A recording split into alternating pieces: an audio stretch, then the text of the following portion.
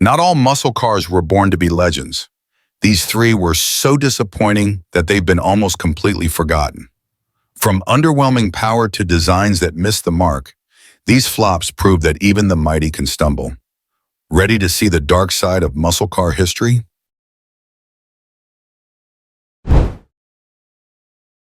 The 1974 Pontiac GTO represents one of the most dramatic downfalls in muscle car history, a story of a legendary nameplate reduced to a shadow of its former self. By the time this version hit showrooms, the GTO was already a victim of changing times. The era of gas-guzzling, high-horsepower muscle cars was coming to an end, thanks to skyrocketing insurance premiums, stricter emissions regulations, and the oil crisis that forced Americans to rethink their love affair with big, powerful engines. Pontiac was left with a difficult choice: retire the GTO name or adapt it to the new reality. Unfortunately, the result was a car that failed to live up to its heritage, disappointing fans and ultimately leading to the end of the GTO line for nearly 3 decades.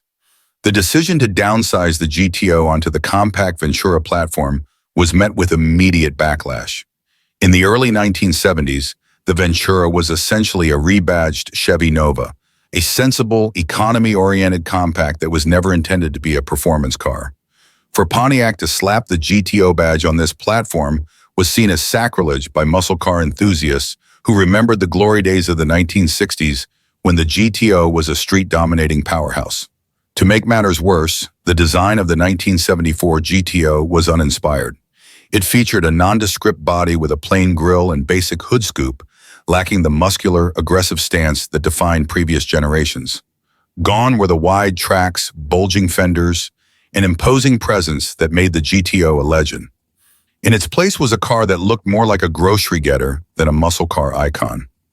Under the hood, the disappointment continued. The 1974 GTO was equipped with a Pontiac 350 cubic inch V8 engine producing 200 horsepower. In comparison to the monsters of the 1960s, like the 389 Tri-Power or the 400 Ram Air engines that made well over 360 horsepower, this was a severe downgrade. The new emissions regulations strangled the engine's power output, and to make matters worse, Pontiac no longer offered the larger, more potent engines that once defined the GTO. Although the 350 V8 provided decent torque, acceleration was mediocre at best. The car took over 8 seconds to reach 60 miles per hour, a figure that would have been embarrassing for any GTO in the previous decade. It was a far cry from the tire-shredding, quarter-mile monsters that muscle car fans had come to expect. Adding insult to injury, the 1974 GTO was also the first version to be offered with an optional automatic transmission only. While an automatic was fine for a comfortable cruiser, true muscle car enthusiasts wanted a 4-speed manual to row through the gears, feeling connected to the car's power. Pontiac did offer a 4-speed manual as standard, but the optional 3-speed turbo-hydromatic automatic was heavily promoted, leading to confusion about the car's identity. Was this a muscle car or a compact family coupe with sporty aspirations? Pontiac's marketing didn't help either. The advertisements tried to sell the GTO as a fun, affordable, sporty car, targeting younger buyers, but the strategy fell flat. Those who remembered the GTO's glory days were disappointed by its watered-down performance, and the younger generation was more interested in the emerging import market with lighter, more fuel-efficient options like the Datsun 240Z. The handling of the 1974 GTO was another sore point. Built on the Ventura platform, the car inherited a fairly basic suspension setup designed more for comfort than performance. While Pontiac did try to improve things by adding a heavy-duty suspension package with front and rear sway bars, the result was still far from the nimble, confident handling one would expect from a GTO. The car felt heavy and understeered in corners, while the power steering was vague, offering little feedback. This was a stark contrast to competitors like the Ford Mustang II Cobra, which, although not much faster, at least offered a more composed and sporty driving experience. The GTO, on the other hand, was more of a boulevard cruiser, better suited for straight-line driving than carving up twisty roads. One of the most glaring issues with the 1974 GTO was its uninspired interior. Cost-cutting measures were obvious, as the cabin was essentially identical to the standard Ventura, with a few sporty touches like bucket seats and a three-spoke steering wheel. The dashboard was plain, with basic gauges that lacked the performance-oriented feel of earlier models. Quality was another problem, with cheap plastics and subpar fit and finish. Even though the GTO name was meant to evoke images of power, speed, and excitement, the interior told a different story, one of compromise and budget constraints. There was no sense of occasion when you sat behind the wheel, no feeling that you were about to drive something special. It was just another compact car with a V8 under the hood. The 1978 Ford Mustang II King Cobra stands as one of the most controversial and misunderstood models in Mustang history, a car that tried desperately to keep the Mustang name alive during one of the darkest eras for American performance cars. Born out of necessity rather than passion, the Mustang II was a product of its time, shaped by the oil crisis, rising insurance rates, and the tightening grip of emissions regulations. Yet, the King Cobra was meant to be the savior of this much-maligned generation, a flashy, high-performance version that would bring excitement back to the Mustang lineup. Unfortunately, it did just the opposite, serving as a stark reminder of how far the Mustang had fallen from its glory days. By the late 1970s, the muscle car era was all but dead. The gas shortages of the early decade had shifted consumer demand towards smaller, more fuel-efficient vehicles. To survive, Ford made a radical decision: downsize the Mustang. The result was the Mustang II, introduced in 1974, which was built on the subcompact Pinto platform. This was a shock to Mustang fans who were used to powerful, long, and wide muscle cars. The Mustang II was smaller, lighter, and more economy-focused. Its styling was polarizing, with a bobbly, compact design that many felt lacked the aggression and presence of the original pony car. Ford tried to position it as a sporty, nimble alternative, but in reality, it was little more than a dressed-up Pinto. However, despite the criticisms, the Mustang II sold well, largely because it was in tune with the economic realities of the time. By 1978, the Mustang II was nearing the end of its production run, and Ford needed a way to go out with a bang. The King Cobra was meant to be the high-performance swan song for the second-generation Mustang. It was the first Mustang to officially feature the 5.0 badge, which would go on to become iconic in the 1980s. It was also the most expensive and most aggressively styled version of the Mustang II. Ford aimed to capture the attention of young buyers who wanted something flashy and sporty. The King Cobra featured a bold graphics package with a giant Cobra decal on the hood, gold accent striping, front and rear spoilers, and unique body moldings. It also came with a distinctive hood scoop and sporty wheels, giving it an undeniably eye-catching look. But beneath all the glitz and glamour, the King Cobra was a paper tiger.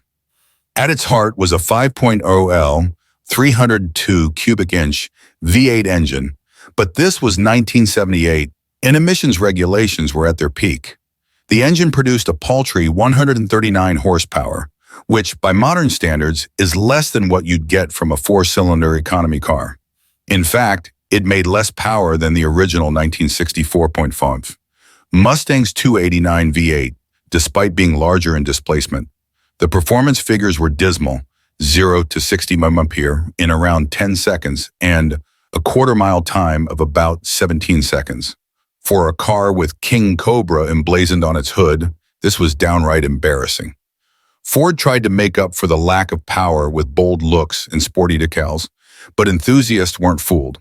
Part of the problem was the platform itself. The Mustang II was based on the Ford Pinto, a subcompact economy car never intended to handle the power and performance demands of a muscle car. As a result, the King Cobra suffered from awkward proportions, cramped interior space, and poor weight distribution. It was nose-heavy, leading to significant understeer, and the suspension was rudimentary at best. Despite the addition of a front sway bar and wider tires, the King Cobra's handling was sloppy and unpredictable. The steering was vague, body roll was excessive, and the overall driving experience was uninspiring. In an era when European sports cars like the Porsche 911 and the Datsun 280Z were showcasing sharp handling and balanced dynamics, The King Cobra felt outdated and outclassed. The interior was another letdown. Despite the King Cobra's premium price tag, the cabin was mostly carried over from the standard Mustang II with a basic dashboard, cheap plastics, and uninspired design. There were a few sporty touches, like a three-spoke steering wheel and optional Recaro-style bucket seats, but the overall experience was more economy car than muscle car. There was no sense of occasion when you sat behind the wheel, no feeling that you were piloting a high-performance machine.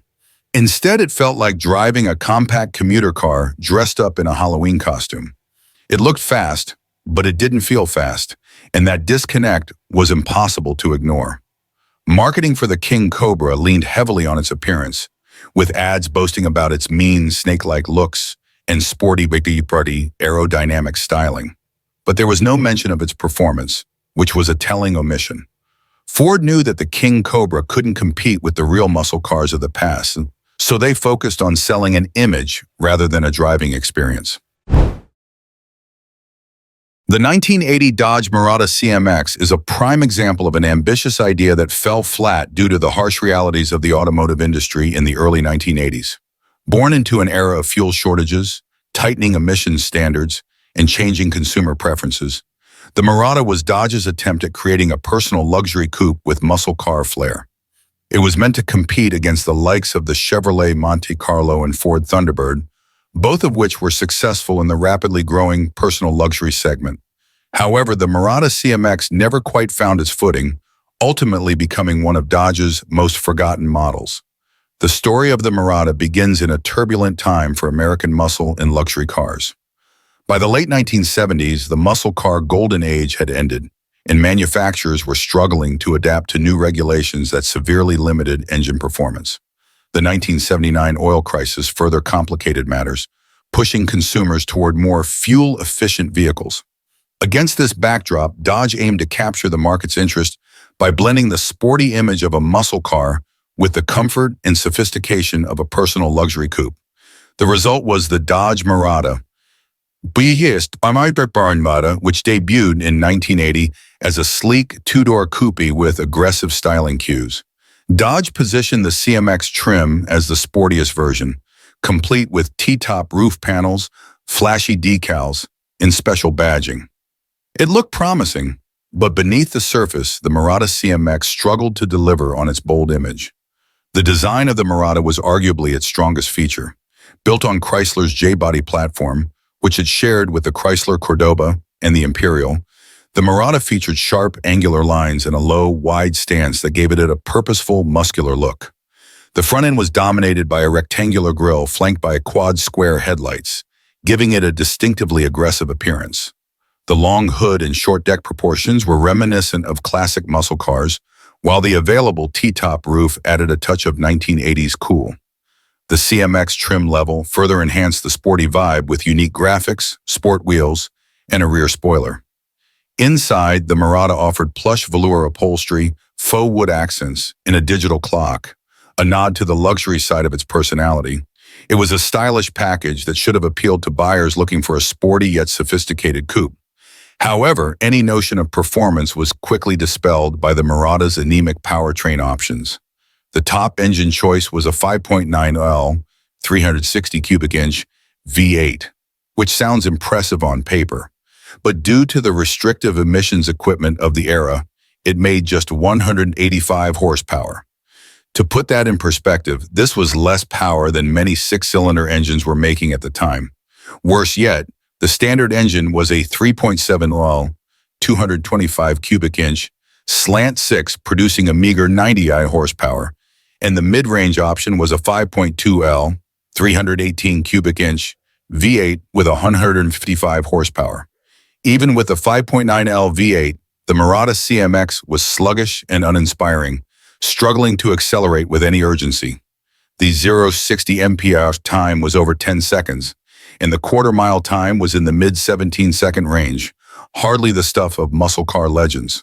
The Murata's poor performance was compounded by its chassis dynamics, or lack thereof. The J-body platform was built for comfort, not speed. It featured a traditional body-on-frame construction with a torsion bar front suspension and leaf springs in the rear. This setup made for a comfortable highway ride, but led to excessive body roll, understeer, and a generally unresponsive feel in the corners. The steering was vague and over-assisted, making the car feel disconnected from the road. At over 3,600 pounds, the Murata was also heavy, and the weight further hampered its performance and handling. Dodge tried to market the CMX as a sporty, performance-oriented model, but the driving experience was closer to that of a traditional American luxury car, floaty, imprecise, and uninspiring. Adding to its woes was the outdated 3-speed automatic transmission, which was the only gearbox available. It was slow to shift, sapped power from the already weak engines, and further dulled the driving experience. Fuel economy was also poor, with the V8 model struggling to reach 15 mpg in real-world driving. This was a significant drawback at a time when fuel efficiency was becoming increasingly important to buyers. Dodge attempted to compensate for the Murata's sluggishness by emphasizing its luxury features, but the interior was a mixed bag. Although it was well equipped for the time, with power windows, power locks, and even a digital clock, the materials were cheap and the fit and finish were subpar. Rattles and squeaks were common, and the overall build quality left much to be desired.